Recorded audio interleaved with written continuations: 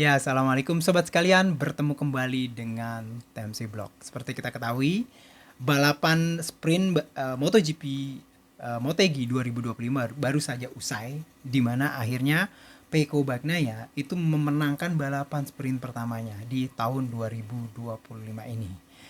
Di posisi kedua, finish posisi 2, meraih 9 poin adalah Marc Marquez. Dan di posisi 3 ada Pedro Acosta. Sementara satu-satunya pembalap yang saat ini bisa memiliki kans untuk bisa menjegal yang namanya Marc Marquez, yaitu Alex Marquez, adiknya sendiri, itu finish di posisi 10 teman-teman sekalian.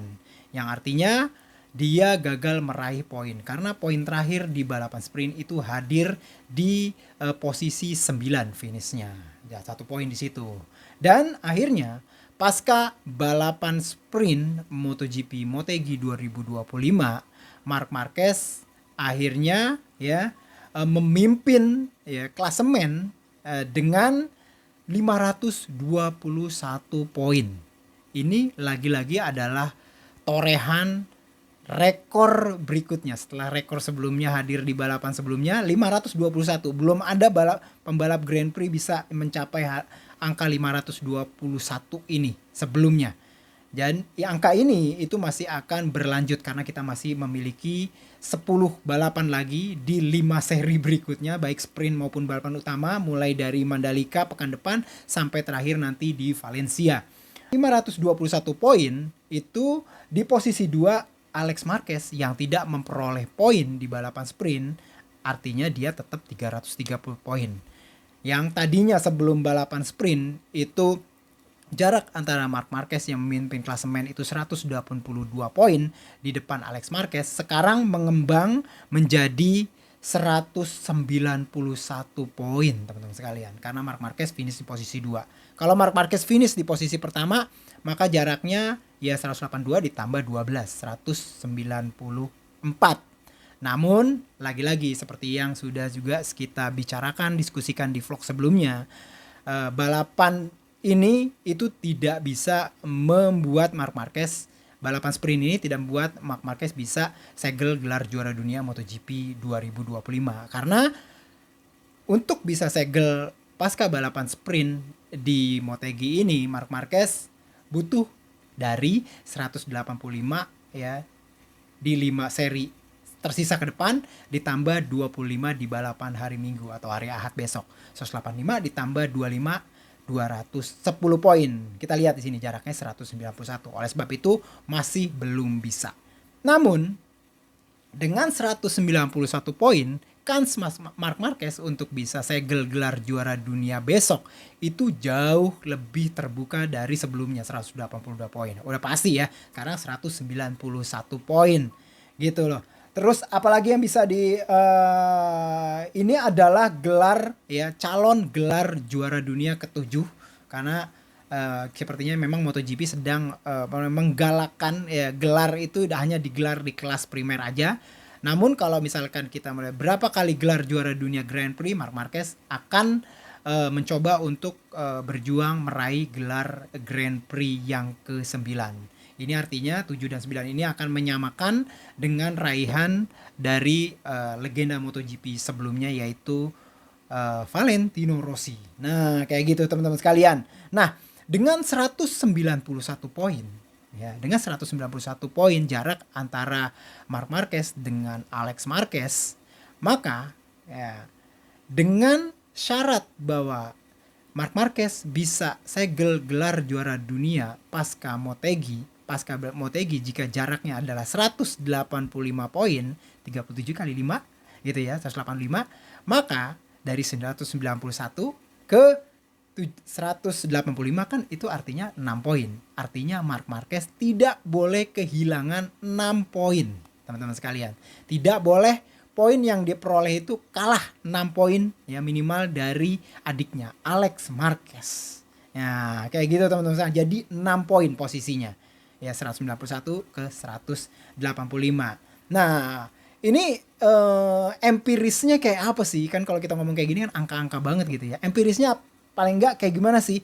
saya mencoba untuk menyusun permutasi gelar juara dunia ya. Yang pertama teman-teman sekalian ya, itu ada sekitar 11 permutasi.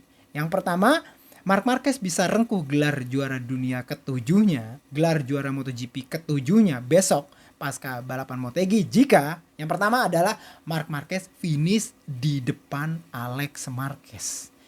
Posisi berapa aja asal dia ada di depan Alex Marquez, segel gelar juara dunia.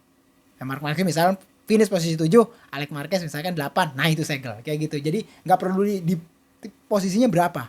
Contohnya gini, posisi yang paling rendah lah. Misalkan Marc Marquez finish posisi 14 dan Alex Marquez 15. Nah itu segel gelar juara dunia. Pokoknya Marc Marquez bisa rengkuh gelar juara dia bisa asalkan Marc Marquez finish di depan Alex Marquez. Yang pertama. Yang kedua, jika Alex Marquez finish di posisi 1, 25 poin. Ingat 25 poin.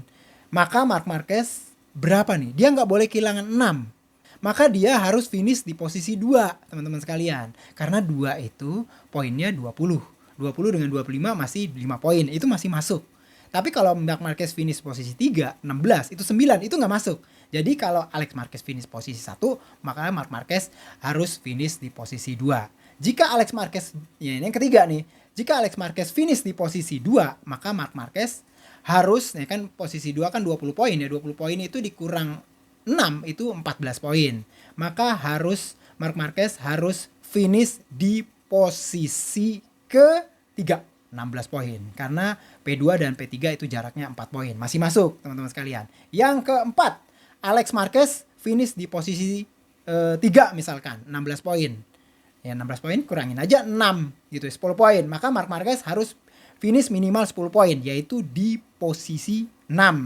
Jika Alex Marquez yang kelima, jika Alex Marquez finish posisi 4, Marc Marquez finish di posisi 9, 13 poin dengan 7 poin.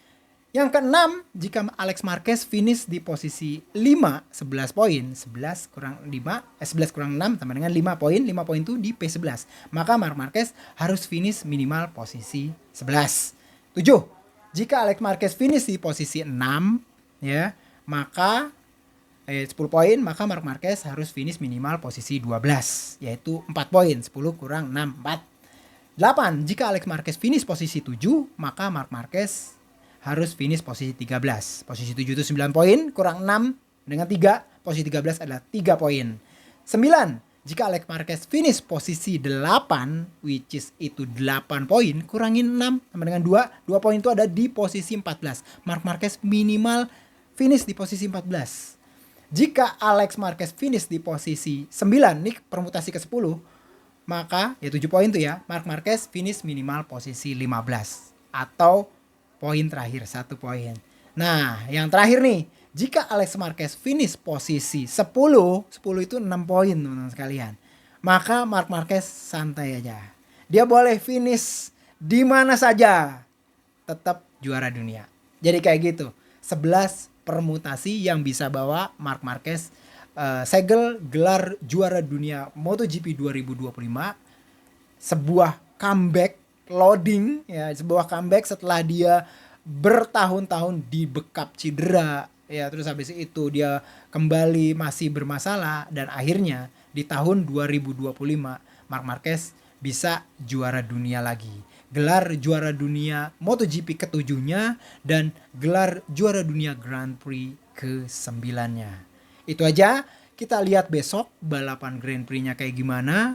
Saya juga akan langsung tugas siaran di Trans 7. Kita akan simak bersama-sama dan jadi saksi sejarah apakah mungkin Marc Marquez bisa segel gelar juara dunia MotoGP 2025 di Motegi ini. Kalau nggak bisa, ya kita tunggu pekan depan di Mandalika. Itu aja, sampai berjumpa. Semoga konten ini bisa bermanfaat bagi teman-teman semua. Assalamualaikum warahmatullahi wabarakatuh.